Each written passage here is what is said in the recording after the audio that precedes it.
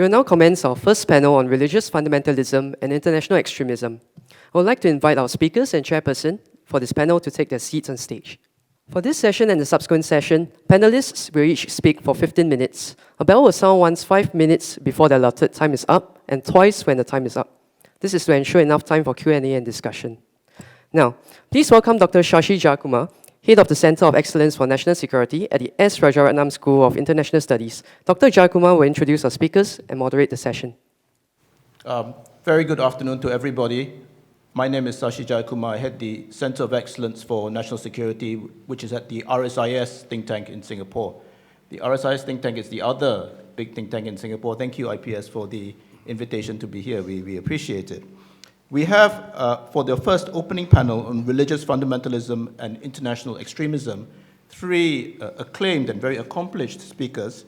I'm not going to read out to you, in the interest of time, their full bios, but you have their bios before you, and I heartily encourage you to read them so you understand the context and background that they are coming from. In order, the first speaker is Professor Juergensmeyer. He's Distinguished Professor of Sociology and Global Studies, also founding director of the Orfalea Center for Global and International Studies at the University of California, United States. The second speaker is Professor Jonathan Fox. He's the Yehuda Avner Professor of Religion and Politics, Department of Political Studies, Faculty of Social Sciences at Bar-Ilan University in Israel. The third speaker is Ms. Farah Pandit, Adjunct Senior Fellow at the Council of Foreign Relations, CFR, in the United States. So without further ado, could you please join me in warmly welcoming our first speaker, Professor Juergensmeyer.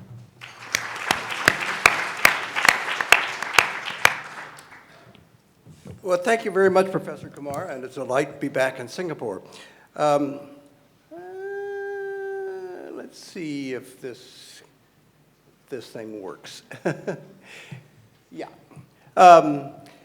Today I'm going to be talking about the global rise of religious nationalism, but I want to begin telling a story because just a year ago or so, I was in northern Iraq, where I was invited by a group of Muslim clergy, 400 Muslim clergy in northern Iraq, who came together to discuss the issue of religious extremism. This is my picture of the gathering at the time. I was the only non-Muslim invited to the event. And I was curious why they would invite me to talk about the subject, which was takfir. And takfir is a term which literally means accusing somebody else of heresy. It's a way of kind of othering other people, and in a sense, it's a form of religious fundamentalism. It's a kind of to say that we are the true Muslims and you're not. And of course, what they have in mind was ISIS, but I had to tell them at the outset that even though I was not an expert on Islam, I could testify that there was takfir everywhere in the world, that they were not alone. It's not a Muslim problem. It's not an Iraqi problem. There's takfir in my own country. American politics right now is full of it. British politics, Laos is full of it. We live in a world in which takfir is on the rise. And the question is, why? Interesting, also last year, I was able to talk with some people who were refugees of ISIS, and they could affirm that in their mind it was not something that was traditionally Muslim. It was a strange religion, in the words of one of the person with whom I interviewed. It was not your grandmother's Islam. In Myanmar last year, I met with this fellow, Ashin Waratu, who was a monk who propounded a form of Buddhism that also many Buddhists would regard as not really truly Buddhist. But he had gained an extraordinary following, and when I first came in to talk with him, he kind of chuckled and looked at me smilingly and said, "Do I look like a terrorist?" And I wanted to say, yeah, you look like all of the other terrorists I've interviewed. You're kind of banal. The reason why he said that is that he had just been on the cover of Time magazine with this caption, "The Buddhist Face of Terror." And he wanted to tell me, oh, we Buddhists believe in nonviolence. I said, yeah, of course, yeah. We believe in nonviolence. I said, yes, of course. I'm trying to think how to get out of this situation. I said, but you also believe that sometimes Buddhists have to defend themselves. And he said, yes, there are times when Buddhists have to defend themselves against the enemies of Buddhism. And I said, well, who are the enemies of Buddhism? He said, those people who are trying to destroy Buddhism. Well, who are those people? Those Muslims. They're the ones who are trying to destroy us. And of course, the kind of cruelty with which his followers have taken upon themselves to carry out his mission against Islam has just been truly devastating. You know, Muslims burned alive in their houses. It was a horrible situation, but another sign of the rise of religious violence around the world. Just a couple months ago, as Matthew Matthews just said, in Christchurch, it was a Christian. He said, oh no, he wasn't the kind of pious Christian that we know. Yes, but he was a Christian, and he believed, if you look at the gun stock, he had a list of all the different places where, in history, where Christian and Muslim armies had fought each other in order to defend Christendom, that is, the kind of Christian civilization, against the rise of Islam. And this fellow, Anders Breivik in Norway, who had an attack on a youth camp near Oslo, a political party pledged to multiculturalism, was an example for him of the way in which you should try to keep Christianity pure, to keep Europe pure in a way that this multiculturalism was a frontal assault. So around the world, there is this extraordinary rise of religious and ethnic nationalism, and this at the dawn of the age of globalization. And so for the last 30 years or so, I've been asking really two questions: why religion, and why now? And my project began with the Sikhs. It was a community that I had lived in North India for a number of years, and so after Operation Blue Star in 1984, I went back to the Punjab to try to understand what was going on. And what I found out was that the young Jat Sikh men had a lot of reason to be angry and unhappy with the changing economic and social circumstances in India, but they had put it into religious terms. So, although in a sense the problem was not religious, the way of framing it was. And this is also true of the many Sunni Arabs who joined and supported ISIS. They didn't believe in the kind of apocalyptic caliphate that the leaders of the movement did, but they did believe in empowering Sunni Arabs in a way that the governments in Damascus and Baghdad weren't able to do. This marginalization of Sunni Arabs was the force behind ISIS. So in a sense, you could say the problem was really social and political. It was not religious. And yet, when religion entered the picture, it became problematic. It heightened the army. It heightened the intensity of the conflict. It put the whole nature of social conflict into a whole different dimension, a dimension of cosmic war, of great battle. And of course, the attack on 9/11 in the United States was an attempt, a symbolic attempt to empower those people who had no power, who would to symbolically empower them with a force that showed that they could make a mark on human history and engage us in their vision of war, engage all of us who were witnesses through worldwide television in this sense of global conflict. So religion has this remarkable power to strengthen and take a human conflict and lift it into the high proscenium of religious warfare. But why is it happening now? I go back to the Punjab, and what was surprising to me about the Khalistani movement in the Punjab was not opposition to other religious communities. It was an opposition to the secular state. Sant Janal Bhindranwale, when he talked about the Prime Minister India, Gandhi, could not even speak her name. He would just sputter and he'd say, that woman, that lady who was born in the house of Brahman, she's the one who's caused all these problems. In his mind, the whole idea of the secular venture, which for most of us is a form of civil society that brings us closer together and gives us a unified sense of what a national spirit was just the opposite. It was something that he thought was corrosive to traditional religious community. And the same is true in politics around the world, and the rise of the Christian right, which I've seen in my own country, these disturbing images of new Aryans, of Timothy McVeigh, the attack on the Oklahoma City Federal Building, of Anders Breivik, about whom we've talked. In the last election, and continuing in American politics, a sense of kind of a religious nationalism and religious purity of white supremacy. What an extraordinary thing for a country whose tradition is like Singapore, that of multiculturalism, of welcoming immigrants from all parts of the world.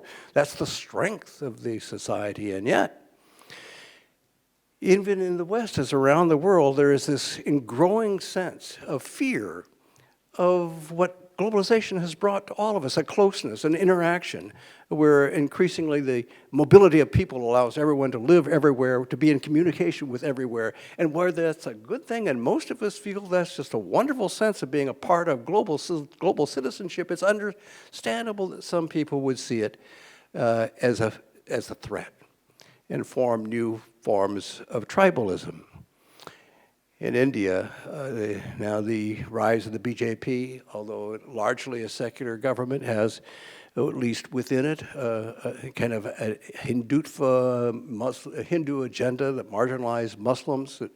This is the attack in Ahmedabad, for which the present Prime Minister Modi was regarded as at least urging on, if not more directly responsible.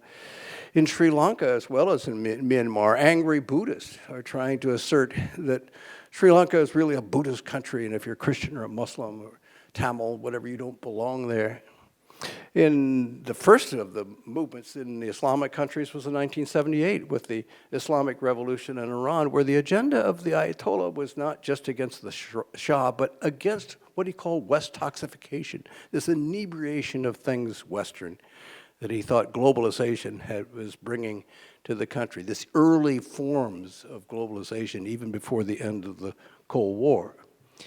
In Egypt, even though at one time the Muslim Brotherhood was a very minority group, we saw that after the ouster of Mubarak, it for a while achieved success in being democratically elected as the government in Egypt. It didn't last very long, of course. Al-Sisi quickly replaced it, but yet it demonstrated the power of this new kind of Muslim nationalism in Egypt and across the border. It really changed the character of the Israel-Palestine conflict, which had been largely a secular conflict. People forget that. They say, oh, those Jews and those Muslims, they've been at each other's throats for centuries in that part of the world. No, they haven't. It's really a very recent thing, only since around 1990, the first Intifada, that the Islamization of the Palestinian movement and the Judification of Israel as a kind of secular democracy began to take place. I was able to interview Sheikh Yassin in the early 1990s, where he said that in order for Palestine to be truly Palestine, it had to be a Muslim Palestine. Now, the interesting thing was just the day before I had talked with this guy, who's a rabbi in Jerusalem, was the leader of the Koch party, Rabbi Meyer, who said the same thing about Israel. He said Israel will not be truly Israel until it is biblical Israel. And that spirit is still driving one extreme form. Most Jews in Israel don't believe this, but yet there is a sizable minority. I met with leaders of this guy, who is a young radical, 20-year-old radical, who Netanyahu, Prime Minister Netanyahu, is called a Jewish terrorist, who is firebombing Palestinian homes and carrying out that same mission of Meir Kahane, and he's his grandson of Meir Kahane. So that kind of threat continues. Religion in this era may not be a problem, but it is problematic, particularly when it is joined with this loss of faith in secular nationalism that comes in the wake of globalization and worldly conflicts that are seen as a part of cosmic war. In the global era, religion provides a special role because it provides a sense of personal and spiritual identity to communities where they feel that loss acutely. And in a sense, all of us do. Because in a global era, the three main issues are a sense of identity. Who are we? If everybody can live everywhere, and they do, if you can immediately contact people everywhere on the planet, and you can, the issues of identity, accountability, who's in charge? And particularly with the globalization of knowledge, where people have instant information at their fingertips, and they feel empowered with that kind of knowledge. The challenges of traditional authority are, of course, considerable. And then security, how can you be truly safe in a world that's constantly shifting and changing? Traditional religion and ethnic identities provide a response. You know who you are. You know what your identity is. You know to whom to be accountable. You know who the authorities are, either in scripture or leadership. You have a security, the safe haven of the religious community of which you're a part. So it's no surprise that religion and ethnic communities would resurface at this moment of this moment of history in order to provide a kind of antidote to the fierce ravages of globalization. And yet it also has its sinister edge. It has the dangerous edge, because this return of religion to public life not only comes with a balm and with a comfort, but also with a certain vengeance in the global rise of religious nationalism. Well, I thank you for being very patient listeners. I have an extra minute, which I'll cede my time to my colleagues, and I look forward to our discussion, which will follow. Thank you very much.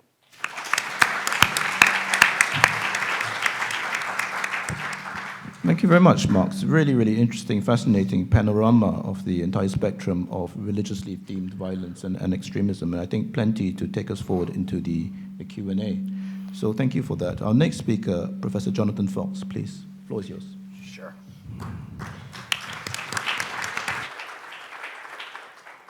Okay, I'd like to apologize. There are absolutely no pictures in my PowerPoint presentation. I'm going to be, well, Mark Juergensmeyer was a huge influence on my work, even from before I first met him several years after I got my PhD, and I agree with absolutely everything he said. I'm going to take a slightly different perspective. Not disagreeing, I'm just looking at a slightly different set of questions. I'm going to be addressing the following questions. What is fundamentalism and what are its causes? What is the nature of fundamentalist politics? What is their agenda? When and why do fundamentalist extremism become violent, and what can governments do about that in order to mitigate it? So it's focused a little differently, but I think in a manner that's complementary. So I'm going to start with the definition of fundamentalism. I put two up on the board. One is mine. The other is from the Strong Religion book by Amand et al., a classic book on the topic, but we'll go with my definition. They're very similar. Fundamentalism is a set of religious beliefs and practices that evolved or was designed to defend religion against secularism and modernity by rejecting both secularism and modernity. Sorry, my multifocal lenses are driving me a little crazy with the distance of this laptop. Better. Okay. Now, fundamentalism has a lot of characteristics, and I do not have time to discuss all of them. If the paper I wrote, I do go into all of them. I'm going to be focusing on one of them, its anti-modern aspect. The other aspects are all there in the literature, and they are important if you want to define fundamentalism. I don't think any one academic treatment of the topic other than mine uses this particular combination, but you will find all of them in the literature. I don't think any one fundamentalist group has absolutely all of these characteristics. Fundamentalism is more of a spectrum, and if you go far enough along it, you're considered fundamentalist. And what is far enough? I don't know, but when you are far enough, you would be considered fundamentalist. It's a very fuzzy topic, but we can still try and talk about it. So the basic argument is, and this really goes back to Martin Marty and Scott Appleby's fundamentalism project from the 90s, is fundamentalism is a reaction against rationalism, modernity, and secularism. There's something going on in the world, this whole process of the Enlightenment, that is changing the way the world works, and fundamentalists are not happy about it, and they are reacting against it. Consequently, fundamentalists often feel that they are threatened by modernity and rationalism and science and all of these things. They see many aspects of these things as a threat. Science is a little bit more complicated. They don't completely hate science, they just hate aspects of science or some of its consequences. But the whole concept that you can define what is good, what is right, what is wrong, what is proper human behavior based on something other than religion is a significant problem for fundamentalists. And this determines much of their political agenda and their political behavior. So let's talk about fundamentalist political agendas. Now, The specific agendas vary, but they do have one thing in common. They're designed to preserve their religion against the threats of modernity and secularism. Secularism is bad, it is threatening religion, it is undermining people's values in all sorts of ways. It is brought by the Western media to the rest of the world with all sorts of terrible values that conflict with religion. And this is true of fundamentalists in the West. They are not any more happy about what is going on in the media. Back when I was younger, the show the fundamentalists really hated was Baywatch. That probably dates me a little bit, but the fundamentalists in America didn't like it any better. It just has a different set of moral values than they agree with, and it's not just the Western media, but they don't care for that type of thing. And the world has left its proper course. There is something wrong in the world that needs to be fixed. And who is to blame? Well, the secularists, members of other religions, and members of their own religion that do not follow their particular viewpoint. Their agendas matter very deeply to them, and they are very unlikely to concede on those agendas. So exactly how they go about their politics really has to do with structural issues. Like any political group with an agenda, they're playing the political game within a political arena. In any particular country, the opportunity structure is different. Is it a democracy? Is it not a democracy? What type of democracy? How large a group are they? All of these things affect political agendas, whether you're a fundamentalist group, or you're an environmentalist group, or you're a human rights group, or you're pushing for a LGBTQ agenda. Is that the latest thing they're saying in California now, or is there something new for LGBTQ? I have trouble keeping up. Mark's from California, so he should know what the latest is. But what they want to do, so let's just start if they're in the majority. Now, I'm not saying the fundamentalists themselves are a majority, but let's say in the US, Christians are a majority. Christian fundamentalists are not, but Christians are a majority. So in the US, what would Christians do? Or in Malaysia, what would be the agenda of Muslims? Because Muslims are a numeric majority in Malaysia. Whether the fundamentalists are a majority or not, I don't know, probably not. But this is what we're talking about. The first thing they want to do is they want to bring society and politics in their country in line with their ideologies.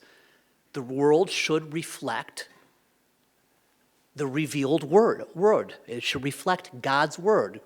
God created the world. Whether you call God Allah, whether you call him God, whether you call him by another name, the world should reflect God's word. And if it doesn't, it is up to us to fix it.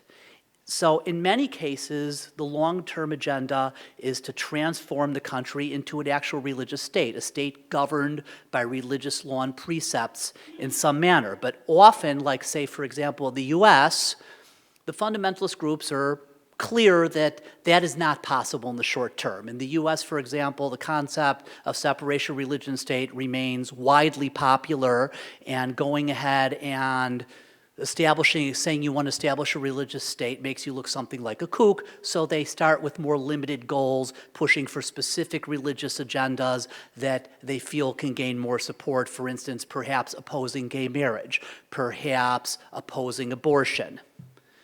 And the hope is, in doing so, they will mobilize more people into the movement, build momentum, and over time, at some point in time in the future, reach an agenda that is more in line with their ideas of transforming society.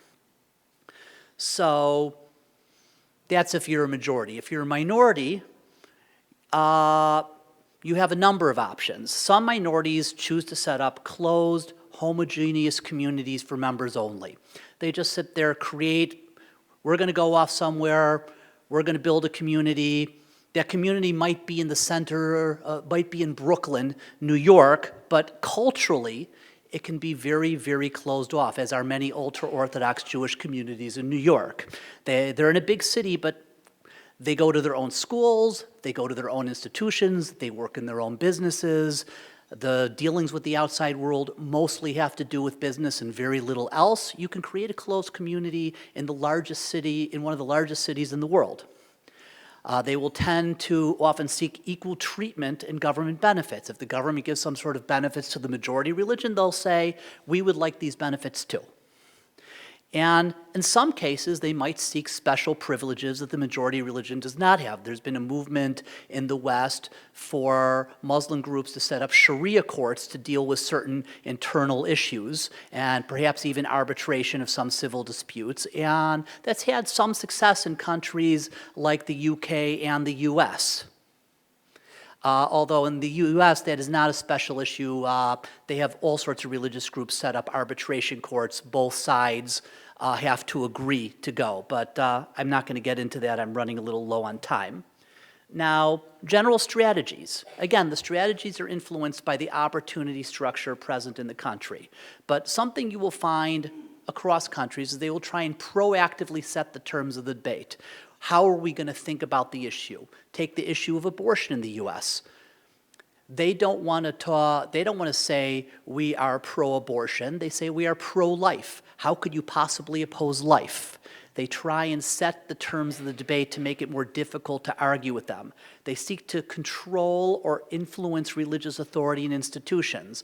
They see if you have a synagogue, a mosque, a church that is not in line with their institutions, they will very often send members to infiltrate it, get on the board, start to influence it, move that institution more in line with their own goals. So they will work within their own religious community to change the nature of the religious institutions to be along the lines of their own ideology, and that gives them authority over the religious institutions.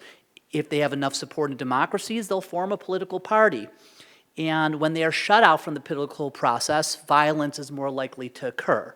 I'm going to move ahead a little bit to the violence part. Now, violence is largely also determined by structural factors, something I always explain to my students. The same thing that might cause a violent movement in one place might cause a massive protest movement in another, and might simply cause an election that will cause a change in government in a third country. The social conflicts can be very much the same. The opportunity structure determines how it's going to come to fruition or how it's going to manifest. Most violence occurs from those who have a political agenda to change the nature of a society's politics, society, economics, but are unable to achieve that peacefully. Most fundamentalists prefer peaceful and legal tactics as long as those tactics are allowed and as long as they're seen as being successful. However, if that doesn't work, we move into what I call the von Clausewitz zone. Karl von Clausewitz is very famous for saying many things, and one of them is war is the continuation of politics through other means. If you actually look at what he actually said, he's most often quoted as saying this of diplomacy, but if you look at the translation of the word in the original language, it actually translates as well into politics. So when three factors are present, violence becomes more likely. When a political agenda cannot be achieved peacefully, when the group is unwilling or unable to compromise, give up, or put off its agenda, and the group has the means to engage in violence. When you have those three factors present, violence becomes far more likely. The structure of fundamentalist violence makes it more likely. Fundamentalism makes it more likely because they tend to want radical changes. They tend to be in the minority and not have the power to make those changes through peaceful means, and they tend to be unwilling to give up. Now, a large number of the fundamentalists do not want to use violence, but there's very often enough of them that will, and that can be all that it takes. It can be more than enough. So what do we want to do about it? A political agenda to address fundamentalist violence. Well, this is very simple in theory, very difficult in practice.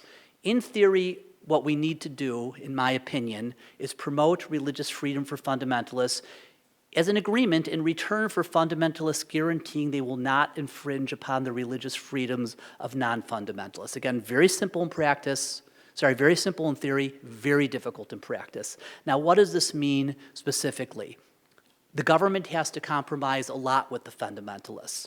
We're essentially allowing them their modes of behavior, dress, institutions without government interference, control of the education over their children, a promise that secular agendas will not infringe upon their lifestyle. And this means the government has to be willing to make religious exceptions to generally applicable laws in some cases. This is essentially granting them a form of limited cultural autonomy. This is a very serious concession by the government. The government has to be seen to the fundamentalists as having a clear and consistent policy of accommodating them within certain limits. It's important because there will be instances where the government cannot accommodate the fundamentalists, but the government has to be seen as generally accommodating, and those non-accommodations are an exception. It requires explicit support from both sides. The fundamentalists are, in return, agreeing not to rock the boat, essentially. And the idea behind this is two-pronged. First, it removes some of the element of fear, of challenge. It mitigates the challenges of secularism and rationalism. You're saying, well, this is going to be present, but we're not going to apply it to you. It also guarantees religious freedom, which means religious moderates will be present in society, and they will make their own arguments to the people who might want to be religious, and people will decide from themselves which part of the movement they want to belong to, and fundamentalists tend to thrive better when they can depict themselves as being challenged, the oppressed. When they're not oppressed, a lot of their arguments tend to fall apart and become less popular. So a free religious marketplace actually might be a more effective way to manage them and control the level of violence. Yep, just in time. Thank you very much, Prof. Fox. Very, very interesting deep dive into various facets of fundamentalism, and I particularly liked your sort of suggestions right at the end, particularly interesting when it comes to various modes of compromise or perhaps even coexistence between the state, society, and fundamentalists. I think plenty to take us into the Q&A later on. Our final speaker is Ms. Farah Pandit. Farah, please, the floor is yours.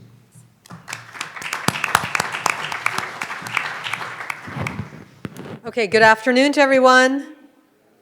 All right, I'm not going to have a PowerPoint for you, so you're going to have to listen to me, and I'm really delighted to be here in Singapore with you to talk about a component of this. I was really engaged in Mark's overview and conversation about what's actually happening in the world right now. It doesn't feel normal, does it? There's an us versus them on so many levels, and I want to talk to you a little bit about that us versus them and how it connects to the kind of extremism that I have spent the last 20 years of my life working on in the US government. I'm no longer in government, I want to be clear about that, but I can draw on my travels to nearly 100 countries when I was special representative to Muslim communities, having talked to tens of thousands of Muslim youth. So what I'd like to tell you today is what's the threat, why in fact are we talking about this today? There's something going on, that's why we're here. And I want to actually talk also about solutions, in my view, in terms of what we all can be doing to think about what's taking place around us. I feel very honored to be here in Singapore. I had the luxury of coming here in 2010, having conversations with your government about how we think about religious communities and what it means here in Singapore. And I thought Jonathan did a terrific job in talking a little bit about the strands of what's happening in my own country in America. And in between the United States and Singapore, there's a lot in between. All of you know, I don't have to tell you this, but I think it's important that we're all on the same page. All of you know that between America and Singapore and everything in between, Muslims live in every part of the world. And you all know that Islam, 1/4 of the planet is Muslim. But I want to bring in a question of demographics for just a moment. How many people in this room are under the age of 30? Raise your hand. Oh my gosh, very few. Okay. How many Muslims are under the age of 30 globally? 1 billion. So there are 1.6 billion Muslims in the world, and 1 billion of them are under the age of 30, and that is very important to the conversation I want to have with you today. In a post-9/11 world, okay? In a post 9/11 world, we are talking about a very different set of factors. Any university in the world was talking about religion, extremism, politics, fundamentalism before 9/11, obviously. But something very different happened after 9/11 to the demographic that is Muslims, 1 billion strong. Seeing the word Islam and Muslim on front pages of papers, online and offline, every single day, since September 12th, 2001, has radically changed the feeling of what it means to be Muslim. Now, you heard both Mark and Jonathan talk about the word identity, and that's at the core of what I've seen. Whether you are a Muslim in a Muslim majority country or you're a Muslim living as a minority, if you are growing up post 9/11 and you are a Muslim millennial or a Generation Z, that question of identity is so front and center for you. You are asking questions that your parents and your grandparents didn't ask. You're asking questions like, what does it mean to be modern and Muslim? What's the difference between culture and religion? Now, you will tell me that everybody in the world, and this is true no matter who you are going through adolescence, you're asking questions about what the meaning of life is or who you are. That's normal. But when you see a fierce attention upon you from the other, and you feel in the environment the us versus them building, you fundamentally change the way you feel emotionally. And that word emotion is critical to us understanding this. This is not a cerebral conversation. This is not a political conversation. For young Muslims who are growing up post 9/11, this is an emotional thing first, and then all of these things fall into line. We have asked a lot of questions about how Muslim kids are preyed upon by extremist groups that move them into the armies of Al-Qaeda or Boko Haram or Shabab or the so-called Islamic State. And at its core, these kids are asking questions that I've just described. And the people that have the loudest voices and the most credible answers to those young people are not normal people like you and me. They are the extremists who have been able to curate answers very specifically to those young kids to make them understand that if you want to be Muslim, come over to me. This idea of a monolithic Islam is the second really important piece here. The monolithic part is our enemy. We want to advertise and engage and grow the diversity of Islam globally. The extremists want you to believe that there's only one way to be a Muslim. And they will tell you what to eat, what to wear, how to pray. They'll tell you who you can talk to, who your friends are, what stations you can listen to on the radio, if anything, and where you need to go online. Now, it's important to understand identity and this idea of a monolithic piece because they're part of the system that is underlying extremism globally. But there's another component as well. There's another plank that is very important as I uncovered as I traveled around the world as special representative. And that is that no matter where I went in the world, I was hearing these kids, whether I was in Suriname or Guyana, whether I was in Canada, whether I was in Norway, whether I was in Morocco, whether I was in Malaysia. If you were a Muslim millennial, you were asking the very same questions, and that blew my mind. But the other thing that blew my mind was that no matter where in the world I went, there was an undertone of credibility, meaning they weren't quite sure that their version of being Muslim was the real way of being Muslim. So you could be in the Maldives, Islam came to the Maldives 800 years ago, and yet you feel insecure about how you are experiencing your religion. And the reason why, and that's another plank that is underscoring the system that is underlying extremism, is the role of Saudi Arabia for the last 3 to 4 decades that has deployed a very strategic and extremely successful way of branding what it means to be Muslim. So this full-on sense that the only way to be Muslim is to be this particular way has been underscored by textbooks that say this, translations of the Qurans that say this, the replication of history in a new way, the eradication of cultural heritage, and the replacement by their way of being Muslim. So you can be in Bosnia And you can see mosques that have been decimated, ancient mosques that have been decimated, and brand new mosques that have come through. Now, I'm talking about Bosnia. I can talk about this part of the world as well. I've heard story after story in Indonesia and in Malaysia about the role of heritage and history being eradicated because Saudi Arabia has come in to be able to replace it. Now, this may seem like a political statement I'm making. I'm giving you a snapshot in the short time that I have of the trends that are happening globally that are affecting that identity crisis. Because if you don't feel secure in your religion, you're going to go to the most authentic voice that you believe is authentic to be a Muslim. So in all of this understanding of identity and understanding how to be a real Muslim, the numbers are huge.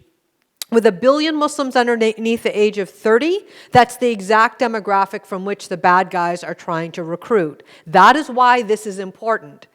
So whether you believe in the physical manifestation of these groups, whether it's a so-called Islamic State, or it's an Al-Qaeda, it's a Boko, it's a Shabab, the thing that you have to remember is that the us versus them ideology is global. It does not exist in a country, it exists around the world. And for these young kids who are navigating through their identity, trying to understand what it means to be Muslim, those forces are very real. Now, that's the system that's underlying extremism, but there's one key point. That's why I asked how many kids are underneath the age of 30. Shake Google. The role of technology is a virtual religion. It allows millennials and Generation Z to get the answers to the questions their elders used to give them. And for them, they're getting answers from a peer-friendly component with a swish of their finger. They are seeing what it means to be Muslim on their screen. So even if their grandfather or their grandmother is saying, that's not the way we've been doing this all these years. This is not our culture and our history. What they see on their screen is authentic to them. So they will eradicate any ideas in their head that this was the real Islam. For them, being Muslim means what are my peers saying to me one-to-one on their social devices. People get recruited not en masse. They get recruited one-to-one. It is essential for all of you and also for governments to understand that the role of technology, the role of Shake Google is fundamental for us to be able to solve this problem. I'm going to remind you of the so-called, quote, underwear bomber, the guy from Nigeria, you all remember him, who was a millennial, who came from a very affluent family, who was studying in Great Britain. When he went online and he asked Shake Google, why do my parents not eat halal meat? He didn't ask his mom and dad. He didn't ask his sisters, his aunties, his uncles, his cousins. He asked Shake Google. And what did Shake Google give back to him? Your family's not Muslim enough. Come over to me. Let me tell you how to do this. Now, all of you have been reading the paper. You know how algorithms work. You know what's going on with the big tech companies. I don't want to get into a conversation about that.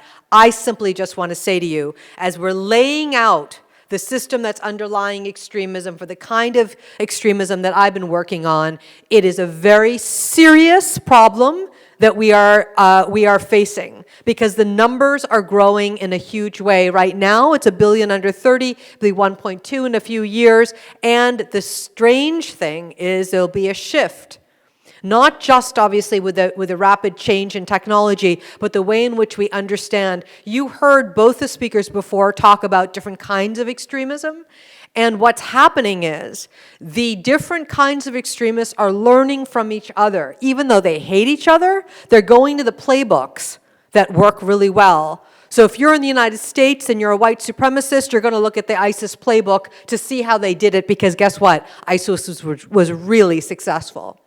So what are the solutions in the 3 minutes that I have left? What are the solutions? What are we supposed to do here? It's a very sobering situation that I have seen around the world. One, for all governments, what we have seen is a hard power solution, meaning if we can destroy an ISIS, then we're all set.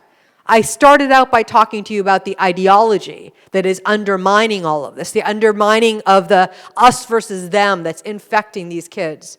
Soft power is the solution to that.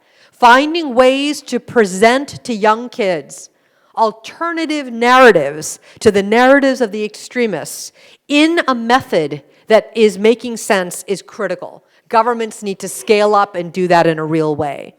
But I also would say to you that we have to look at our blind spots. Nobody this afternoon talked about the elephant in the room that I think is a really important one, which is, guess what? When we're talking about this, all of the pictures you saw were of guys.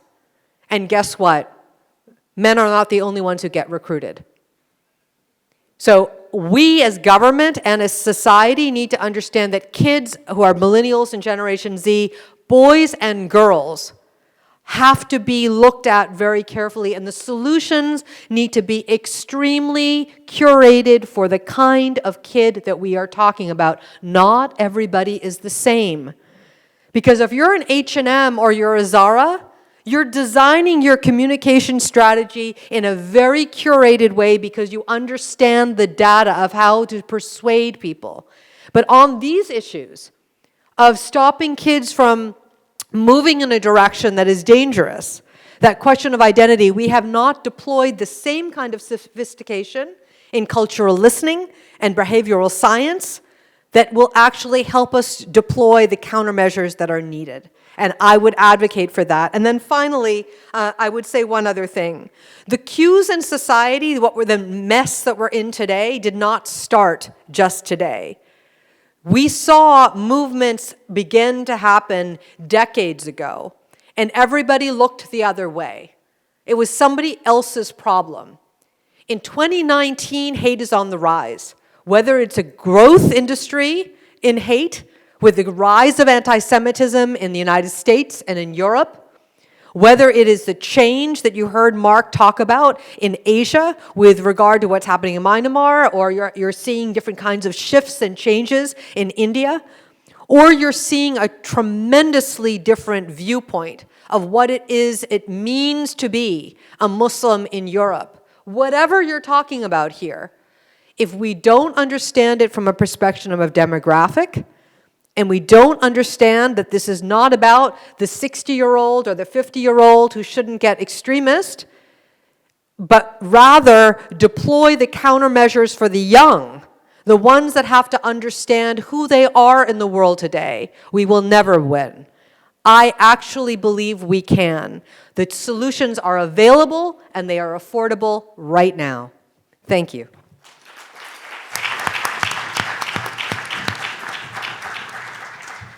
Thank you very much, Farah. That was fascinating. I'm sure you agree, and inspiring as well.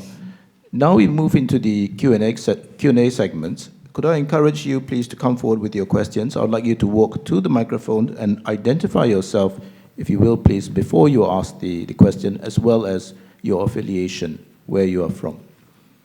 Could I invite the first question, please?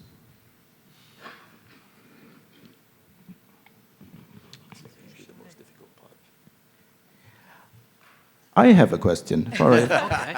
if I could just pick up a little bit on what you were coming towards in the end. You said that, if I understand you correctly, you don't want to get into a big debate on the tech companies, and that's understandable because that's been dealt with elsewhere by others.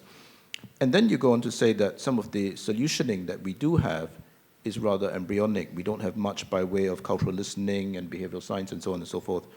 But I wonder if we could get a little bit into the tech, because the tech has been deeply implicated, as you say, Sheikh Google, in the radicalization of people or drawing people further down certain echo chambers or filter bubbles. Is there anything good that could be said about the tech when it comes to bringing people out of these rabbit holes? Because this has tremendous implications for our analysis. Is tech actually neutral or force for good or force for bad? And of course, after Farah, Mark and Prof. Fox, if you have any thoughts on this at all. Well, as you know, I have just finished a book called How We Win. And I have not at all been soft on the technology companies because I think it doesn't help humanity by us saying, that they've tried their best.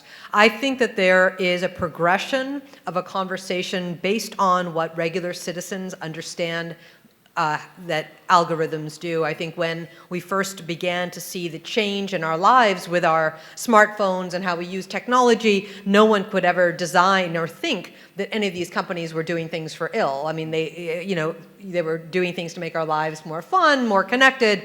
Good things could happen.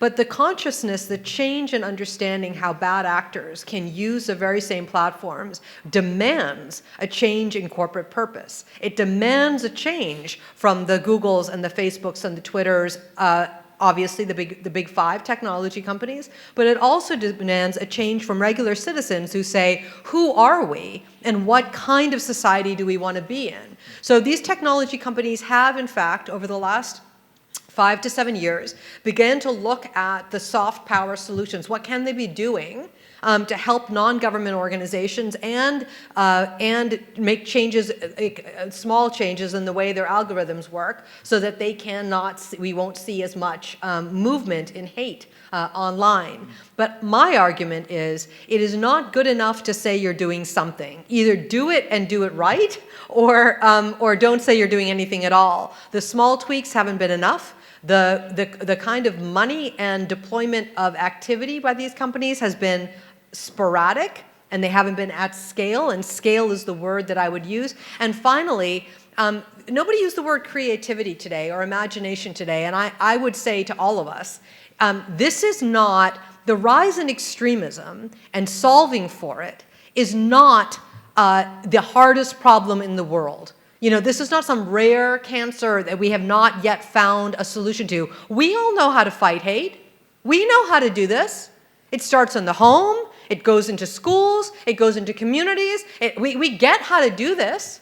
The question is where's the will? So when I look at technology companies as well, the shareholders will not change what it is that they're doing unless regular people, like the people in this room, begin to say, we demand a different set of protocols for our society. I agree with Farah, but there are two other issues. One is, I have a number of student assistants who've been following jihadi networks of young people who have been attracted to ISIS, and some of whom gone to Syria and so forth to fight. And as they go online, and on Twitter usually, or Facebook, and then quickly they're taken off, even before the current concern about the rise of extremism on Facebook. And now they move into the dark web, because there are alternatives to the World Wide Web that are encrypted and that are sources for them to interact, which makes it much more difficult to try to intercede. And then on the other extreme is the public media, particularly television and talk radio, which has its own kind of a siloed information. So we live in a very peculiar world where you can choose your own sources of information. And of course, the algorithms of Facebook and of YouTube complicate that, because once you get into this spiral, it's going down a horrible little tunnel, you know, where once you start watching certain kinds of things on YouTube, then YouTube will reward you by the simpler kinds of things, and it complicates your life. So the forms of media in the contemporary world, which, as you say, informs people about who they are. And we live in a world of kind of where there's a digital person emerging, a person that's informed by the kind of illusion of empowerment that gets from the knowledge, this Sheikh Google that you talked about, that's extremely difficult to overcome. Your suggestions are excellent in terms of what we can do on a human level to encounter this. But ultimately, it seems to me that it's a regulatory problem, not just for countries, but for global networks to be able to take this challenge and do something about it. Can I do you two want to finger? respond very quickly? Yeah, just really quickly. I don't disagree. And I think that there is a conversation about regulations that have to happen. I want to be really clear that it is not just about takedown. That isn't going to solve the problem, and I'm not advocating for that. But companies have, in fact, been quite willing to be creative about using, for example, former extremists who can offer alternative narratives. So let's use the so-called Islamic State example that you just did. You're a young kid, you want to, how do I go to Syria? What you're seeing in front of you then is an opportunity for that kid to off-ramp to somebody who on the other end of that screen is somebody who is a former extremist who can say, guess what, I've been there, I've done that. That's a tiny example, but there are many other things that the tech companies can do besides just take down and regulatory thing, systems. But one other thing, if I may, these are gigantic companies who have a lot of money at their fingertips. And the people who are on the front line, who are working to stop a young kid from becoming a terrorist, are non-government organizations. They come from communities. The tech companies can, in fact, work in partnership with non-government organizations at a community level so that these NGOs have the very best knowledge and have the ability to scale because of the backing of these companies. So there's a lot more that can be done. Agreed. Yeah. Thanks very much. It's fascinating. Are there questions at this stage, please? Lady at the back, and then sir. Hi, my name is Fahima from Interreligious Organisation Singapore. I take note that one of the solutions that's being put forth is a counter-narratives, be it the case of the Muslim identity or even fundamentalism. But don't you think in the last few years, such narratives have increased? There are a lot more programs that actually aim to sort of counter these narratives as well as promote harmony, and yet fundamentalism as well as extremism is growing. So do you think this is an issue of a lack of demand, or do you think it's not appealing to the general public, or where is the gap that the rate seems to be increasing at the same level and we are not exactly meeting the ends? The question on appeal of the counter-narratives. Your question is for any particular speaker or No, all of them? open to all, yeah. Anyone like to take this question? I think it was aimed at you. Well, I would say two things. One is, the word is scale.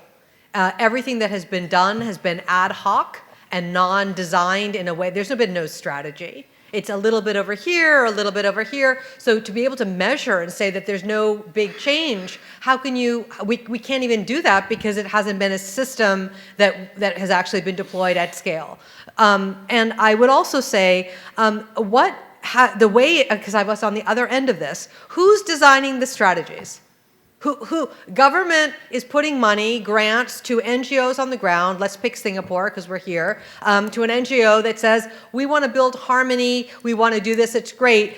A little bit of money is not going to be able to be all day, every day, many touch points. What we have to be thinking about is the experience of these young kids from the time they're young all the way through their adolescence. So what the signals that they're getting from society inside the home and outside of the home and in their devices says the same thing. And to date, 20 years after 9/11, we have failed miserably to be able to do this in such a way. Yeah, I think we shouldn't exaggerate the rise of religious extremism. And I'm not sure I agree that there's more of it.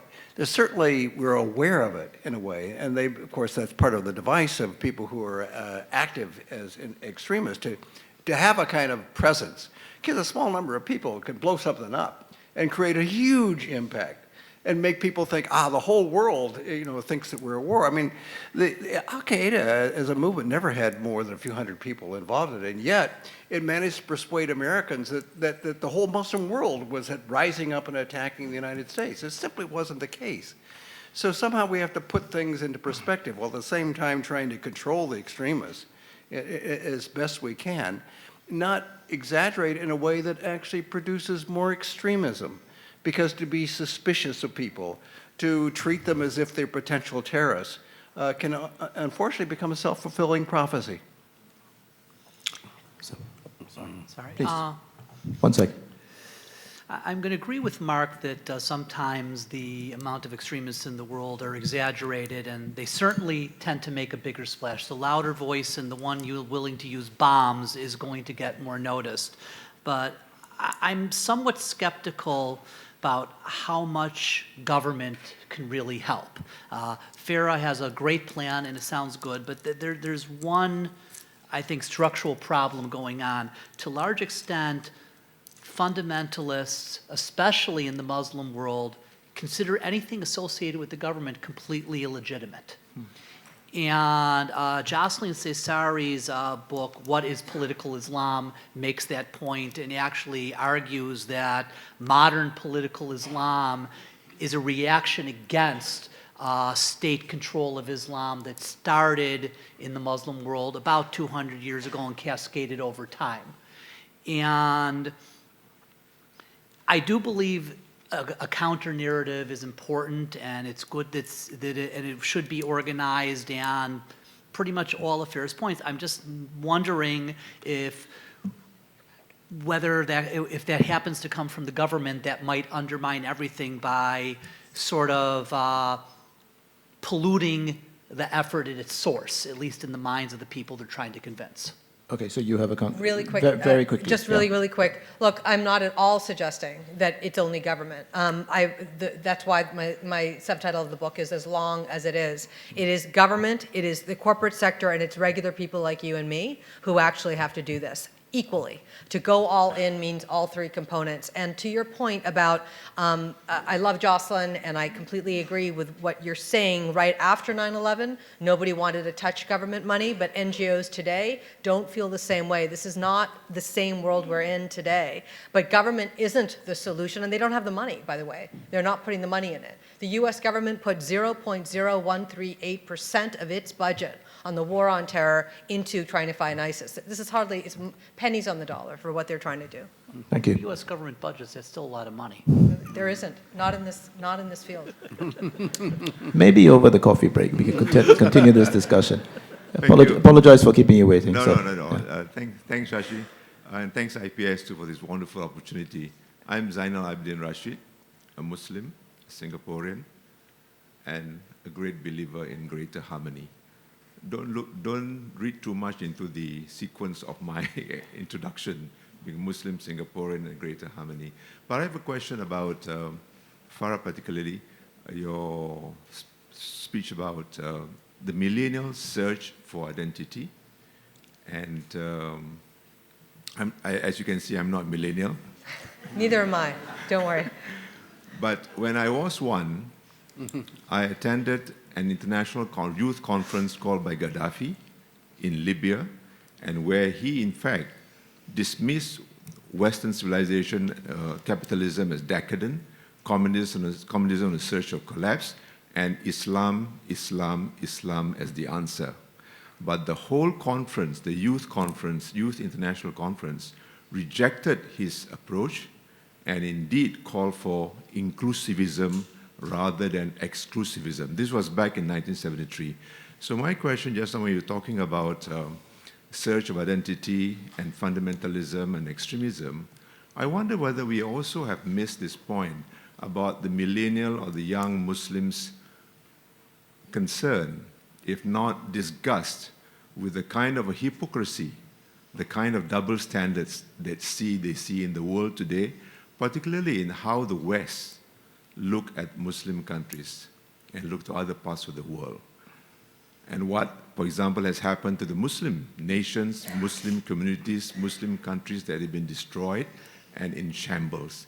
And they see that as the kind of democracy, the kind of hypocrisy, the kind of double standards, whether it's about Middle East, whether it's about Palestinian issue. And I wonder whether you can comment on that. My second point is that the first question is about West and the Muslim world.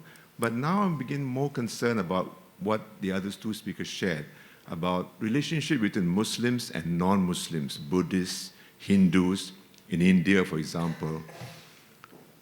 How do you see that in the context of the present world today? Is Asia and Asia, Buddhism, Islam, Hinduism, Islam, rather than the earlier notion about the hypocrisy of the West against Asia? Thank you. So two questions. First is Islam versus or against the West or the rest, as you may take the question. Second is Islam with or against, as the case may be, other religions.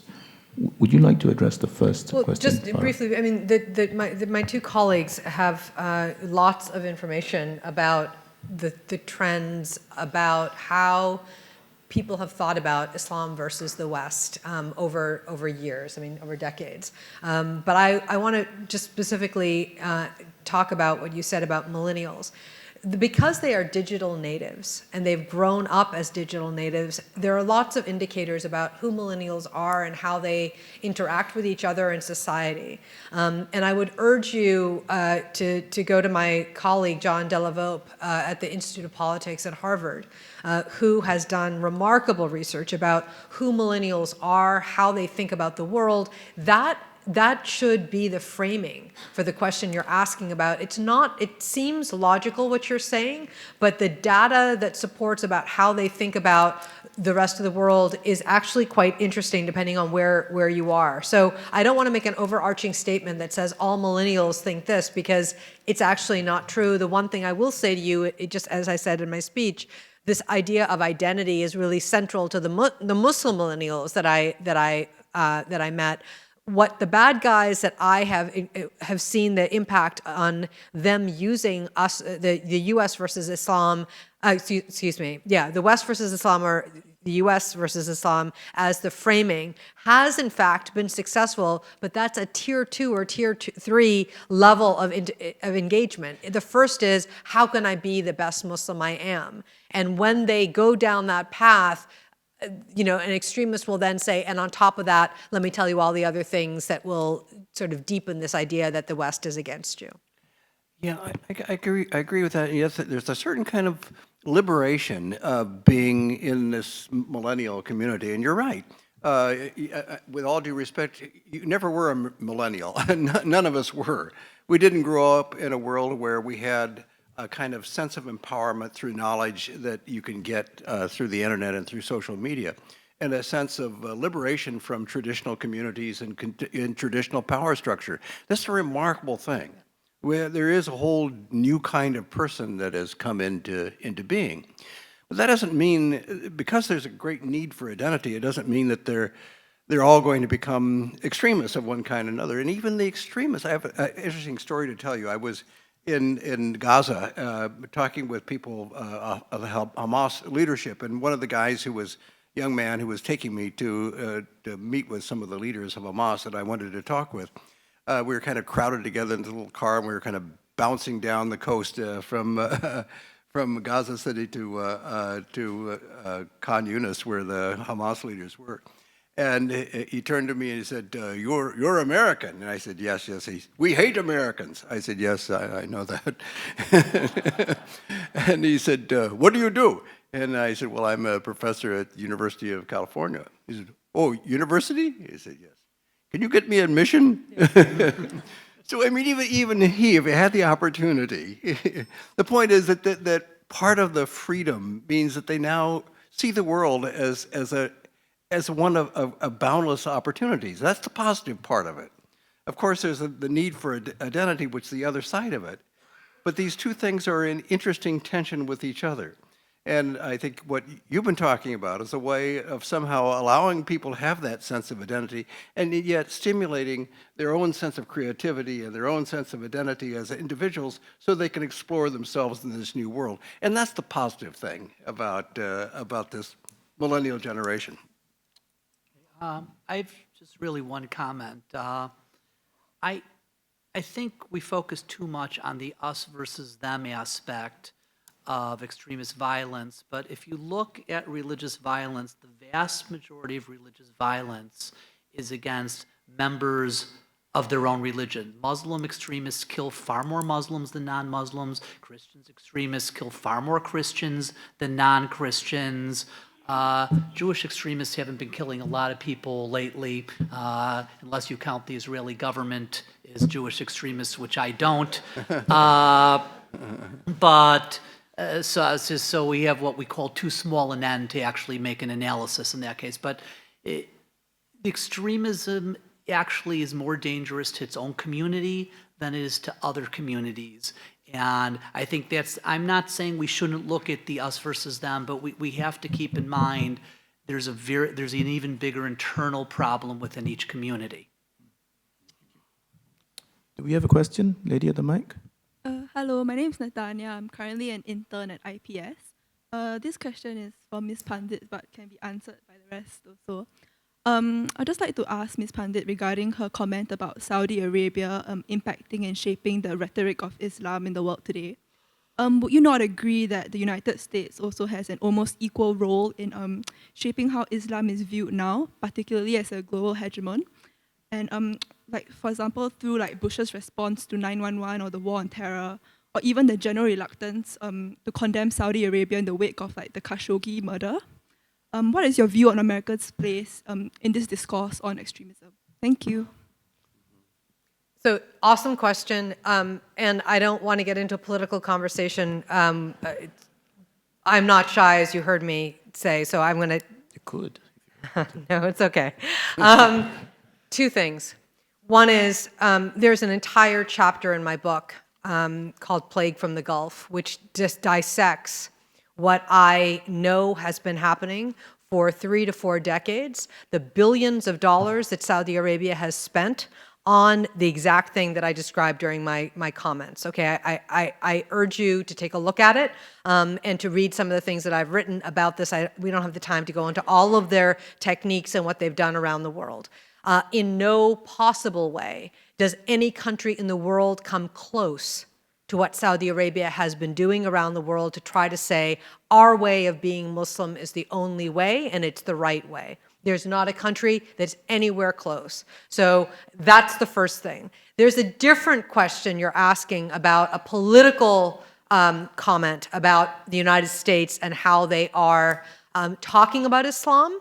And you are rightly asking the question with regard to our country in this particular administration on how it has cozied up to Saudi Arabia, how it has not condemned Mr. Khashoggi's killing, all of the things our president has said and done about Islam and Muslims, the vile commentary that is happening in the United States around Muslims at this very second. You are right to ask that question.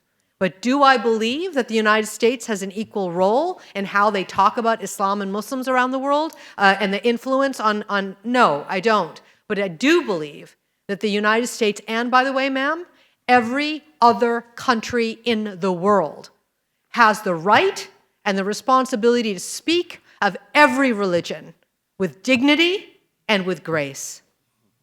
Good.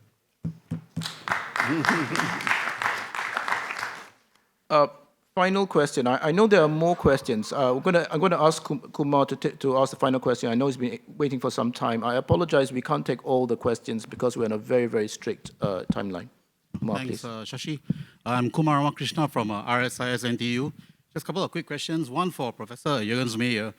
In your book, Terror in the Mind of God, you mentioned that fundamentalist violence is essentially a form of symbolic empowerment in the sense that their goals, their political goals are rather fuzzy, right?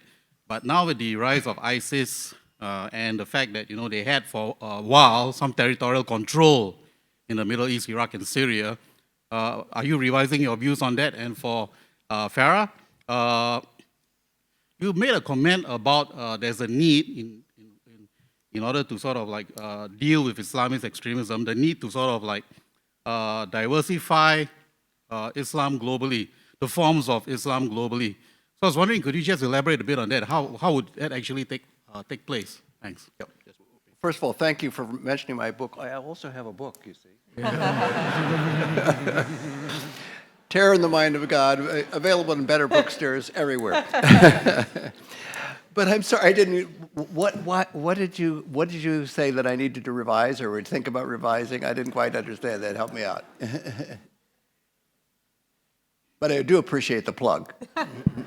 The whole issue of symbolic empowerment, fundamentalist violence is actually about symbolic empowerment. Right. Their political and strategic goals are really fuzzy and not that important. But now with ISIS on the scene and similar groups, should we take their political and strategic goals more seriously? In other words, it's not just symbolic, it's more tangible. Oh, I see what you mean. Yeah, thank you for making that point. The point I made in the book is that not all acts of terrorism are for strategic purposes. It's not after 9/11 we suddenly feared that Al-Qaeda would end up with boats at the shore of Maryland ready to attack the... No, the medium was the message. The act of the terror was in fact what they wanted to advertise, that they had this sort of symbolic empowerment. So I kind of put a chart, a sliding scale between symbolic and strategic. So ISIS is an interesting example where they're somewhere in between symbolic and strategic. That is to say, there's no question that their acts of terror had a strategic purpose, and it was enable them to achieve mass areas of conquest in eastern Syria and western Iraq, and yet was also a show of power. It was also a way of demonstrating that they were a great caliphate, that they were not just out after land, that they were embarking on a great battle, a great cosmic war, of which it had apocalyptic dimensions, after all, which went back into ancient scripture. So I think they were somewhere in between those two extremes of strategic and symbolic. And thank you for the question. Yeah, just really briefly, what I meant by the statement about the importance of diversity is that no religion is a monolith. There's not one way to be a Christian. There's not one way to be a Hindu. There's not one way to be a Muslim. And the more we look at a monolithic view of a religion, it helps extremists define themselves as the rightful, that they have the right to tell you how to be that thing. So I was just making the point that diversity is our friend, and in my world, the work that I've been doing on the importance of the diversity of Islam could not be more important. The expression and what you wear and pray and practice and all those things is critical. I don't believe we've had enough time today to actually talk through some of the examples around the world in which that cultural heritage has been eroded because this idea that what was done in the past is wrong, and you must now be a particular way today. That comes from extremist voices around the world. That's what I meant. Okay, I'd actually like to agree, but from a slightly different perspective. And Jonathan, you also have a book. Yes, I do. All three of us have a book. Yes, I do. This is really important. I have several. I have a book, and you can buy all of them on Amazon. Okay, I don't make much money off of them. Do what you want. The religious extremism thrives the least when there is religious freedom, and that means religious freedom within a religion. Whenever a government becomes more involved in religion, they tend to end up endorsing one or a limited number of streams of religion, and that is the environment in which religious extremism thrives, is opposition. The more you have religious freedom, the more the government stays out of religion as much as possible. It's not possible to be 100% out of religion. The extremists will thrive less. They will be present, but the religious marketplace of free ideas will do a better job of fighting them than the government could by trying to impose any one version. Thank you. Very useful and timely reminder.